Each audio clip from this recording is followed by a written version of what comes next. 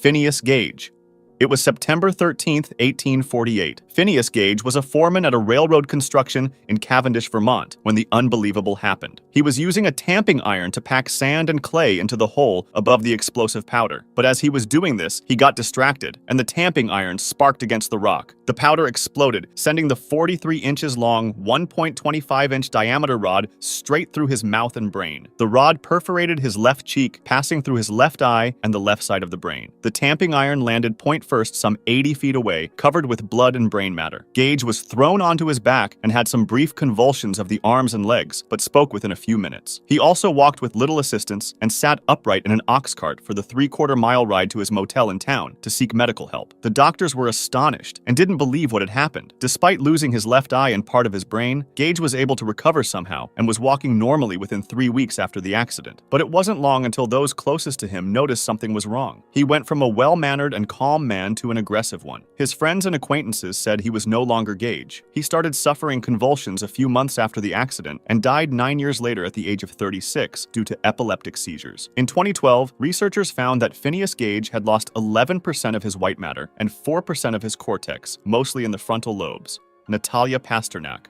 One spring afternoon in May 2015, after finishing her work at the post office, 55-year-old Natalia Pasternak, her dog, and her 80-year-old friend Valentina Gorodetskaya all went to the nearby forest to collect birch sap when the unimaginable happened. While walking through the Siberian forest in the far east of Russia, they inadvertently crossed paths with a giant brown bear. The beast initially attacked the dog, but quickly set its sights on Natalia, mother of 3. After attempting to rescue her friend by hitting the wild animal with a stick, Valentina ran away to seek help, but not before the beast scratched her back, leaving Natalia to face death. During the hour-long ordeal, the wild animal clawed her shoulders, legs, arms, and head, even scalping her. Thinking her mauled prey was already dead, the bear dragged its victim some distance and then covered most of her body with earth and debris to eat her later. Eventually, wildlife inspectors arrived at the scene and found the bear protecting its kill. They shot him 5 times. Soon thereafter, they realized the partly covered Natalia was still breathing but seriously injured. She was rushed to the hospital, where they managed to stabilize her after spending 5 hours on the operating table.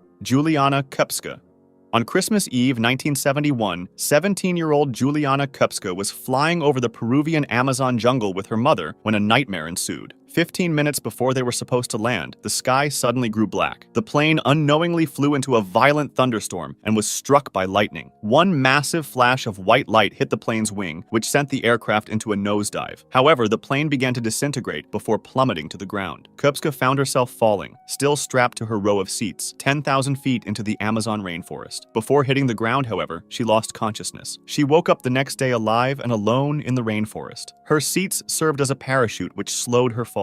The impact was also lessened by the rising current from the thunderstorm Kupska fell through, as well as the thick foliage at her landing site. She survived the fall but suffered injuries such as a broken collarbone, a deep cut on her right arm, an eye injury, and a concussion. Her nightmare was far from over. She was able to walk, but she couldn't see well after having lost her glasses during the fall, and she had to deal with the dangers of the jungle, such as jaguars, snakes, and poisonous frogs. Somehow, she managed to find a creek and followed it downstream, walking in the middle of it as it was safer than walking through the jungle. After 9 days alone in the jungle, dealing with severe insect bites, extreme hunger, and an infestation of maggots in her injured arms, she was able to find a hut with a palm leaf roof, an outboard motor with a large boat, and a liter of gasoline. She sucked the gasoline out and put it into the wound. The pain was intense as the maggots tried to get further into the wound. She pulled out about 30 maggots while suffering excruciating pain. Exhausted, she decided to spend the night there. The next day, she heard the voices of several men outside. When they saw her, they were alarmed and stopped talking. They thought she was a water goddess, but once she explained what had happened, they treated her wounds and gave her something to eat, and the next day took her back to civilization. She was soon airlifted to a hospital, where she recovered and reunited with her father. She later found that as many as 14 other passengers were later discovered to have survived the initial crash, but died while waiting to be rescued, including her mother. It was later revealed that the plane she was in at the time had a bad reputation because of some recent crashes, and adding to the danger, they pushed through the storm, even though it was unsafe, just to meet the holiday schedule. The airline lost its license and closed 11 days after the accident. Casey Wagner. One fall afternoon in October 2013, 31 years old Casey Wagner was attending an annual off-road event called Rednecks with Paychecks in St. Joe, Texas, when storm clouds started rolling in above. He decided to take refuge under some trees while waiting for a friend to return from the bathroom, when out of nowhere, he saw sparks flying off the tree trunk. Casey was suddenly struck by lightning, and while he was mid-air, a second bolt hit his work boots before he could even hit the ground. The bolt shot up his leg and traveled through the side of his body and his left arm. Wagner began yelling for help as he lay there paralyzed. As luck would have it, a nearby nurse rushed to his aid and kept him calm until paramedics arrived. Astoundingly, Wagner escaped with only minor injuries and was released from the hospital after spending only one night in observation. Apart from being left with shortness of breath, sore muscles, and feeling weird, Casey is a walking miracle. To put that into perspective, the chance of being hit by lightning in the US is 1 in a million, and Casey was not only hit once, but twice in a matter of seconds. Candela. At the end of March 2022, a girl named Candela was waiting for a train in Argentina's capital, Buenos Aires, when she suddenly found herself losing consciousness. What happened next was frightening. She lost her balance and fell to her knees, her head landing in a narrow gap between two subway wagons and her body between the subway and the platform. People nearby were shocked, thinking they had watched the tragic death of a young woman. Little did they know, they just experienced a miracle. When the subway stopped, people rushed to get her out from under the carriages. Surprisingly, she was alive, quickly regained consciousness, and seemed unharmed. She was immediately rushed to the hospital, where she was diagnosed with a broken rib, a perforated liver, a skull fracture between her nose and eyebrow, and a head concussion, which caused her to lose hearing in one ear. Ewa Wisniewska.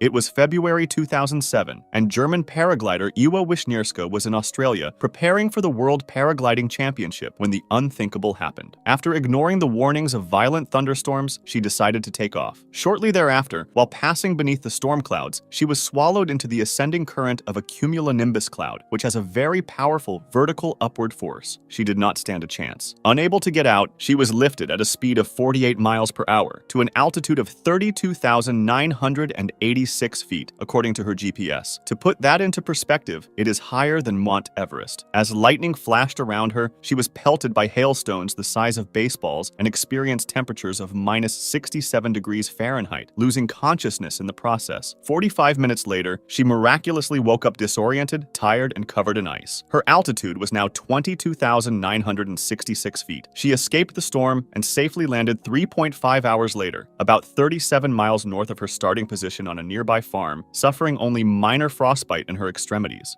Danny Balk. It was May 1980, and Danny Balk and his friend Brian Thomas were violently woken during a camping trip in Washington State in the Pacific Northwest. It was the eruption of Mount St. Helens, and the blast was heading toward the meadow they were camping in with 4 other friends. As they ran for their lives, looking for shelter in some trees when the day turned black, Balk was hit by a tree-flattening blast of heat and a shower of ash, mud, and ice that caked him in grit and pushed him flat to the ground. In seconds, he went from frozen to baked. When Balk got up, he yelled for Thomas, then crawled into the river to soothe his burned hands and left leg in the river's warm, muddy water. He resumed his search, scrambling over downed trees until he felt a hand on his left shoulder that pushed him off balance. He looked down and saw Thomas under a tangle of tree limbs. Thomas had a broken hip, and the skin was peeling off Balk's burned hands. But somehow, Balk could pull his friend up to the top of the tangle just as ash started to fall. After that, they went looking for their friends. Balk and Thomas were still on the pile of tree debris 2 hours after the blast, with their shirt collars pulled over their noses and mouths to screen out ash, when Balk saw 2 of their friends, Nelson and his girlfriend Ruff, making their way through the downed trees toward them. The 2 men carried Thomas to the ruins of an old cabin, where they built a makeshift lean-to, and learned that his other 2 friends, Terry and Karen, had died. Leaving Thomas behind, Balk, Nelson, and Ruff then hiked out seeking help, but Balk was barefoot during the whole ordeal. He had been scrambling from downed tree to downed tree to avoid hot ash. Luckily, they were spotted at about 6 p.m., more than 9 hours later after the nightmare began, by 2 rescue helicopters. Balk didn't forget about his injured friend and guided the rescuers to save him. He was airlifted to St. John Medical Center in Longview, where he and Thomas were hospitalized. Once the painkillers kicked in, Balk didn't regain consciousness until the following Sunday, 7 days later. Helen Claiborne. It was February 4th, 1963, and a 21-year-old Helen Klaben was in Anchorage, Alaska, when she decided to hitchhike all the way to San Francisco by sharing a single-engine plane with inexperienced 42-year-old pilot Ralph Flores. Not long into the journey, however, Flores ran into a snowstorm that blew them off course. He went above the clouds to try to escape the storm, but needed to go down to see the landmarks to get to their destination. Once he did so, he immediately found himself too near the mountains and trees, and before he could react, they crashed. Miraculously, they survived, but were stranded alone in a snow-covered forest in the Canadian Yukon, in winter with temperatures as low as -58 degrees Fahrenheit. Helen suffered a broken arm and crushed feet, and Flores had a fractured jaw and cracked ribs. They somehow built a shelter using a piece of cloth and cushions from the plane. They also used aircraft carpets as blankets and gasoline from the fuel tank to light a fire to keep themselves warm. They had no food apart from 4 tins of sardines, 2 cans of tuna, and some fruit cocktails and crackers, which were rationed but only lasted 10 days, forcing them to make soup from melted snow. Eventually, Flores gathered enough strength to go to a nearby frozen lake, where he wrote a large SOS sign with an arrow pointing to their camp. It wasn't until 49 days after the accident that a local supplying pilot, Charles Hamilton, saw the sign, rescued them, and took them to the Whitehorse General Hospital. Though pale and exhausted, Flores could walk with support, while Miss Klaben was on a stretcher. If you liked this video, subscribe for similar ones or join my Discord to suggest another.